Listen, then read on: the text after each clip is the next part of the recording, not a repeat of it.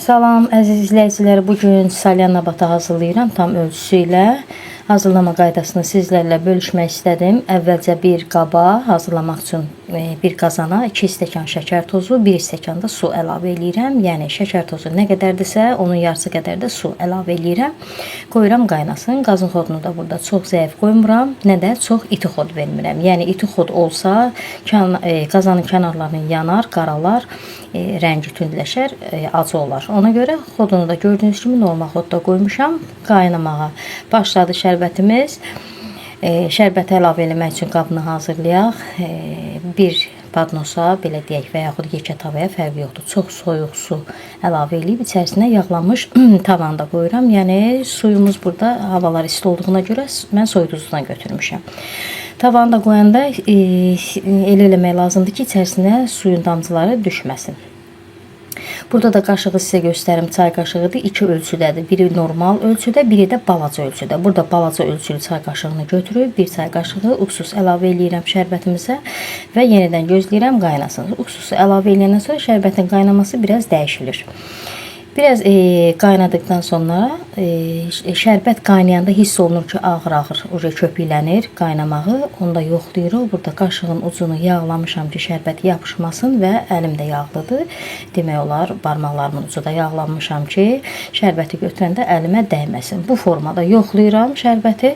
Çəkdikcə saqqız kimi çəkilir, amma qırılmır. Bu o deməkdir ki, şərbətimiz hazır deyil. Yenidən biraz qaynayır, yenidən yoxlayıram. Burada hər dəfə yoxlayanda da qazın xodunu azaltmaq lazımdır ki, ola bilər şərbət hazır olsun, siz bunu yoxlayana qədər şərbət bərkisin. Çox yandırar onda əli. Çəkmək olmaz. Da konfet eləyəndə çəkmək çətinləşər. Qazın xodunu zəiflədib, ikinci dəfə təzədən yoxlayıram. Burada da diqqət edirsiniz, dartanda burada saqqız kimi yox, tam qırılır şərbət. Baxın, qırılır, demək ki, hazırdır. Hazır olandan sonra yağlanmış tavaya əlavə eləyirəm.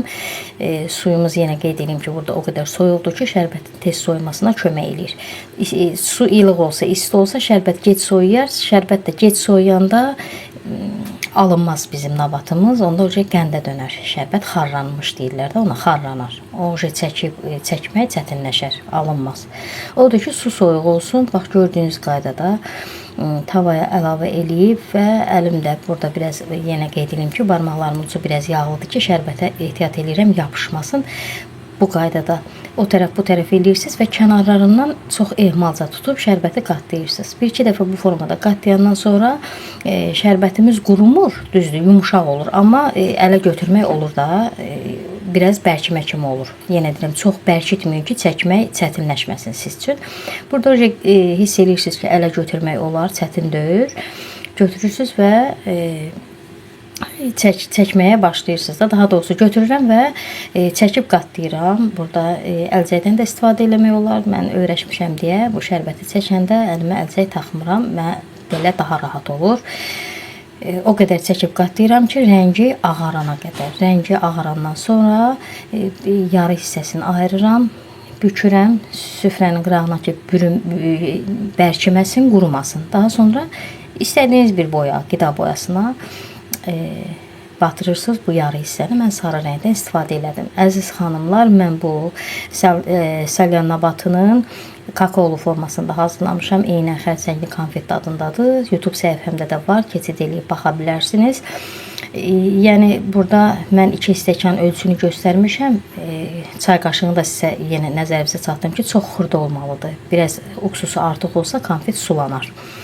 Çalışın ki, yəni normal çay qaşığı olsa yarım çay qaşığı uksusdan istifadə edin. Gördüyünüz qaydada çəkirəm, diqqət edirəm ki, tez-tez hərəkət eləmək lazımdır, tam qurumasın. Qayçı ilə doğrayıram, görürəm ki, qayçı ilə doğrayanda bərkir konfet, tez bıçaqla da onlara iz qoyuram, tam kəsməsəm də bıçaqla bu formada iz qoyuram və bıçağın arxası ilə və yaxud qayçının ağır tərəfi ilə də belə deyək, arxa tərəfindən belə çırpıram, tam bir-birindən rahat qopur.